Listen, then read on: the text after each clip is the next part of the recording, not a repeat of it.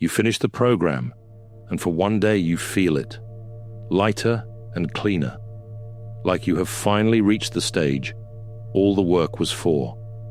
The retreat, the course, the 12th month of therapy, the shadow work journal you actually kept up with all year. This was supposed to be the finish line.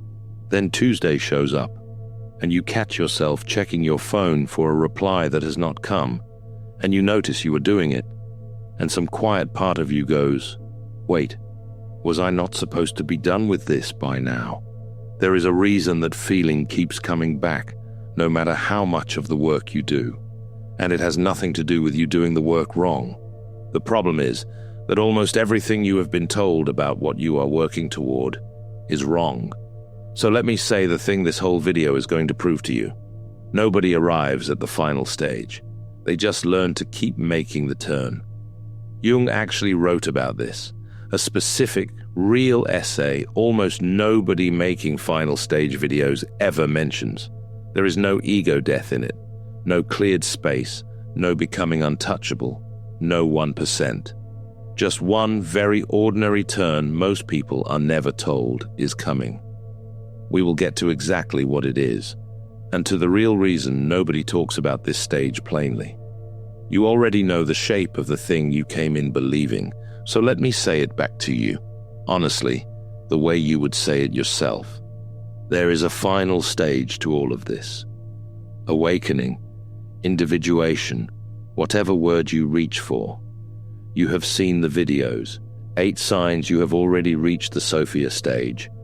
The final stage of awakening most people never make it to, the one about the empath who finally stops absorbing everyone else's pain and becomes apparently untouchable, unbothered, done.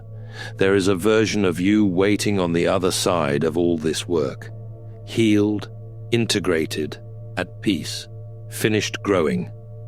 And the whole point of the work is to become that person, and then simply be them. Some people apparently get there. Most people do not. And you would quietly like to know which one you are. And here is the part I am not going to take away from you, because it is true. The work is real. The shadow work, the therapy, the sitting with the things you used to run from, none of that was wasted. Something in you genuinely does change when you do it. So it is not foolish to assume there is a finish line at the end of it, the way there is a finish line at the end of anything else worth working for. That assumption is reasonable. It is also the thing we are going to take apart. So let me ask you the one thing that does not quite fit. If there really is a final stage, a place you get to, and then simply stay, why does the actual man, whose name is on every one of those videos, never once describe it that way in anything he actually wrote? If you have ever finished a real stretch of inner work and quietly wondered why you did not feel done, type this in the comments. I thought there was a finish line. Let me give the belief a name so we can look straight at it. What I call the arrival myth is the quiet assumption underneath all of it. The idea that psychological growth ends at a fixed finished state you reach and then just occupy, like a room you walk into and never have to leave again. This was never really a video about whether you have done enough work to qualify for the final stage. It is about the fact that the final stage, described the way almost everyone describes it, was never real to begin with. And about what Jung actually wrote instead. Some nights the screen is the wrong place for this. If you'd rather just listen, Surreal Mind is on Spotify now. The words, in the dark, wherever you are, links in the description. Because the arrival myth says, growth ends at a fixed finished state. Jung's own writing should describe reaching one somewhere. So watch what it actually says instead. 3 things you are sure of are about to stop being true, one right after another. Start with the first one. Individuation, which is Jung's own name for exactly this process of becoming whole, is described across his own work as something that never reaches a complete, finished state. Not rare, not reserved for the gifted few, structurally missing because the model itself has no endpoint built into it. In his 2 essays on analytical psychology, he draws a line between 2 things people usually blur together. There is the ego, the everyday I, the one reading this, the one that plans and remembers and decides. And there is the self, which he places above and beyond the ego, as the whole of which your conscious mind is only one part. And a part can never fully contain the whole it belongs to. So the thing you are growing toward is always larger than the you that is doing the growing, which means there is no moment where you close your hand around all of it and you are finished. Which means every video promising you a final stage you arrive at and settle into is describing something Jung's own theory says does not exist. Not for the 1%, not for anyone. And because there is no fixed state to reach, whatever he meant by growth in the second half of life has to be something else entirely. So here is what he actually wrote. Then comes the second. Jung wrote a real, specific essay on this exact subject in 1930 called The Stages of Life. And it is not a mystical account of ego death or transcendence. It is plain, almost clinical, at times almost dry. His claim is that most people carry the same psychological operating instructions out of the first half of life and straight into the second half, wholly unprepared, still holding the false assumption that the truths that carried them this far will keep carrying them. He even pointed out that there is no school for it. We have colleges that prepare the young for the world, he said, and nothing at all that prepares a 40-year-old for the second half of their own life. And that mismatch, not a failure to awaken, is where he said most of the suffering he saw in his older patients actually came from. No cleared space, no becoming unrecognizable. Just a mismatch between the program you are running and the life you are actually in now. And the third is the one that should really stop you. The specific vocabulary every final stage video reaches for. The named mystical threshold, the ego death, the becoming untouchable, does not come from this essay. It does not really come from anywhere in Jung's actual writing on the stages of life. It was borrowed, mostly, from later spiritual retellings, and dramatized, because a quiet redirection of your attention does not make a compelling thumbnail. Stop on that for a second. 3 things you walked in sure of. That there is a fixed final stage, that reaching it looks like ego death or becoming untouchable, that the videos describing it are describing Jung. All 3 just went down, one after another, inside 2 minutes. The model you came in with is already coming apart in your hands. Notice what is happening in your head right now, because it matters. You are taking a belief you have probably held since the first shadow work video you ever watched, that there is a finish line and the work is how you reach it, and you are rebuilding it in real time. Part of you wants to snap it back into place, because a half-rebuilt idea is an uncomfortable place to stand.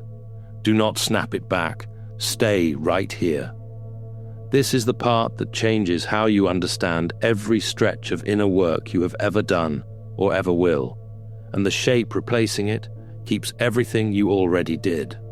The work is real. It just was never meant to end in arrival. It was always building toward a turn. If that just rearranged something, drop a comment. I didn't know there wasn't a finish line, so if there is no fixed state waiting at the end of this, the only useful question left is what Jung actually said happens instead. And it turns out he mapped it almost exactly the way you would map a single day. Morning, noon, afternoon, evening. 4 movements, 1 arc, and your whole life is somewhere inside them right now. Let me walk you through all 4, Start with the morning. This is the part almost nobody argues with, and there is a good reason for that. Picture the years you spend building, your 20s, your 30s, sometimes well past that. You are establishing yourself, learning the work, earning the title, proving you can be trusted with something, building the identity that gets you taken seriously, the version of you that is worth hiring, worth listening to, worth choosing. You are pushing outward into the world and carving out a place to stand in it. And Jung's claim about all of this is refreshingly simple. In the first half of life, that outward push is exactly the right instinct. It is not shallow. It is not ego in the bad sense. It is the correct task for the time. He put it as bluntly as this. For a young person, he said, it is almost a sin, and certainly a danger, to be too much occupied with yourself. In the morning, the work is out there, in the building. This is the part the arrival myth actually gets right, and I want to be completely fair to it. Building outward is exactly what stage one is supposed to be. It is necessary, and nobody skips it and turns out whole. But because the morning's program works so well for the morning, almost everyone quietly assumes it will keep working the same way forever. Same fuel, same direction, just more of it. And here is the exact place that stops being true.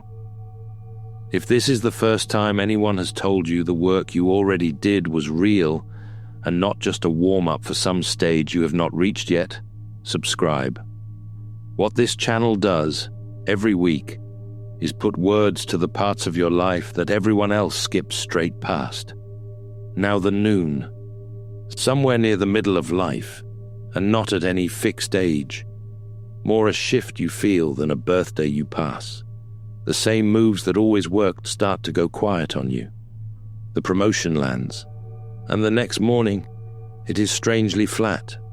The recognition arrives, and it does not refill anything, or it refills it for about a week. The goal you chased for years finally gets caught, and the satisfaction has a shockingly short shelf life. And the confusing part is that nothing has broken. Your life still looks right on paper. You are not failing at anything. The program just quietly stopped being the point, and nobody warned you it would, so you go looking for what is wrong with you. This is what I call the noon turn. The moment the same energy that spent the entire morning proving itself outward has to change direction and begin pointing inward. This is not the strategy failing you. It did the job it was built for, and then it quietly ran out, right on schedule. And Jung's own words for this, in that same essay, are almost embarrassingly plain. We cannot live the afternoon of life, he wrote, according to the program of life's morning. For what was great in the morning will be little at evening, and what in the morning was true will at evening have become a lie. That is it. That is the whole final stage everyone is making mystical videos about. Not ego death. A turn almost nobody tells you is coming, so that when it does come, you read it as a breakdown instead of a threshold. He watched it happen to patient after patient, and he named exactly where it tends to surface. The nervous collapse in the 40s, the sense that a life which used to run smoothly has, for no visible reason, stopped running. Very often, he said, that is not a malfunction at all. It is this turn, arriving on time, and being mistaken for a crisis. Now the afternoon, and I have to be careful here, because this is precisely the point where these videos usually go too far, and I am not going to do that to you. The afternoon is what the turn actually asks of you in practice, and the scene of it is probably one you recognize. It is the version of you that answers the flatness by chasing more of the same proof. One more achievement, one more round of validation, one more attempt to refill from the outside a thing that was never designed to be filled that way. And the specific, low, grinding exhaustion that comes with running the morning's engine into the afternoon and wondering why it keeps stalling. Jung's picture of what the turn asks for is gentler and stranger than a surrender. His own image for it is the sun. After it has spent the whole morning pouring its light out over the world, he wrote, "The sun withdraws its rays in order to illumine itself." Look closely at what he is actually saying there. It does not stop shining when it does this. It turns the same light onto something it had never once been pointed at before, onto your own inner life. So hear this part clearly, because this is where the whole idea gets twisted into something it is not. This is not stop caring about your outer life. It is not renounce everything, quit the job, leave the marriage, and become untouchable. It is not ego death. It is the same energy that used to point only outward now, also learning to point inward. You keep the career, you keep the relationships, you just stop asking them to do a job they were never built to do, which was to be the entire source of your meaning. Jung said, the second half of life has its own task, and it is close to the reverse of the first. In youth, being too wrapped up in yourself is a genuine danger, but for the aging person, he wrote, it becomes a duty and a necessity to give serious attention to yourself. He described it as an inner process that slowly turns a life from mounting and expanding to deepening and contracting, and said the people who suffer most are the ones who fight the turn the hardest, because they were taught the second half of life should be run on the principles of the first. That is the redirection. That is all it is. It is undramatic enough that nobody would ever build a thumbnail out of it, which, it turns out, is the actual answer to this video's own title.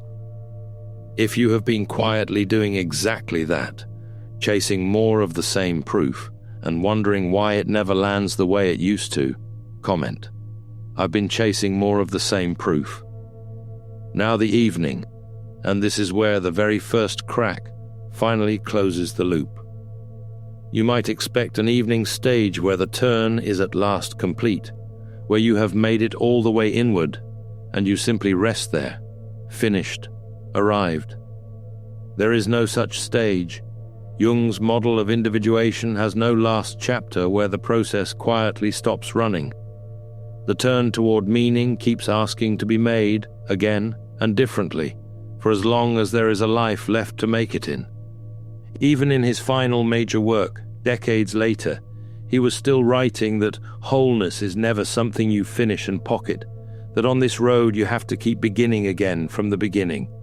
So this is the actual final stage, named plainly, not an arrival. The ongoing willingness to keep making the turn, long after the version of you that first needed to hear this has already become someone else.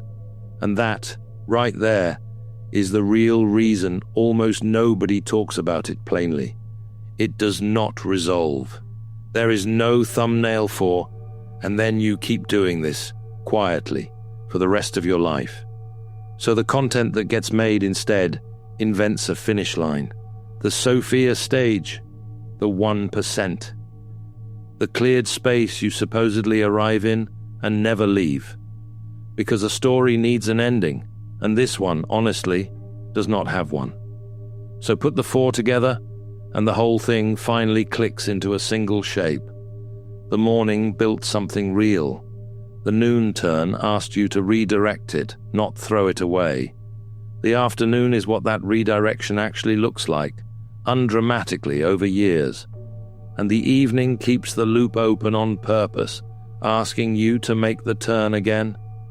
Which means you do not have a broken process because you do not feel done. You have the correct one, running exactly as designed. Nobody's process finishes. That was never the design. And here is the reframe sitting underneath all of it. Every moment you have been reading as failing to arrive, the flatness after the milestone, the hollow feeling the achievement did not fix, the fact that a video about a long-dead Swiss psychologist is landing on you this hard right now. None of it was evidence that you were not far enough along. It was the turn, quietly asking to be taken, one more time. You are not behind the people in those other videos. They are not further along than you. There is no further along. There is only whether you are making the turn again today or fighting it again today. Jung said the line that seals it, and it is the honest opposite of a finish line. The serious problems of life, he wrote, are never fully solved. And if they should for once appear to be, that is the sign that something has been lost. The meaning of a problem, he said, lies not in solving it, but in working at it, without end. Read that twice, because it flips the whole thing over. The moment your life feels finally, permanently solved is not the trophy. It is the warning light. It means you have stopped somewhere you were supposed to keep moving through. So you now understand, at a level you did not have half an hour ago, exactly why the final stage never resolved for you. Not because you are not one of the rare few who make it, because it was never built to resolve for anyone. And that is the actual reward here. Not a slogan to feel better with. The real mechanism in your hands for why the flatness kept coming back. He was not describing a mountain with a summit you reach and then stand on. He was describing a day, and a day does not end at noon. It just turns. The flatness after the milestone was never proof you were not far enough along. It was the noon turn, asking to be taken. The hollow feeling after the achievement was never a character flaw. It was energy still aimed at a target that had quietly stopped working. The comparison to people who seem further along was never even accurate. There is no further along, only whether the turn is being made today. And the fact that this is landing as hard as it is right now was never you being behind. It was the turn, still asking, the same way it has asked every single day since the morning first stopped being enough. So none of this means the work you did was wasted, and it does not mean you should stop doing it. It means finishing was never the job at all. Staying in the turning was, on purpose, instead of waiting to be forced into it by the breakdown that finally takes you off your feet. Nobody arrives at the final stage. They just learn to keep making the turn. So locate yourself before you go. Which one are you actually standing in tonight, still building in the morning, right at the noon turn, where the old moves have started to go quiet on you, learning what the afternoon is really asking for, or back at the turn again in the evening, making it one more time. Whichever one you just felt land, put its name in the comments. Thank you for watching. See you in the next dimension. Empaths aren't broken, they're alchemists in progress. The Alchemist's Path gives you drills, Jung-based boundaries, and 3 exclusive chapter videos to turn overwhelm into clarity. By Surreal Mind, 236-page downloadable ebook in stock. Begin now at thesurrealmind.com.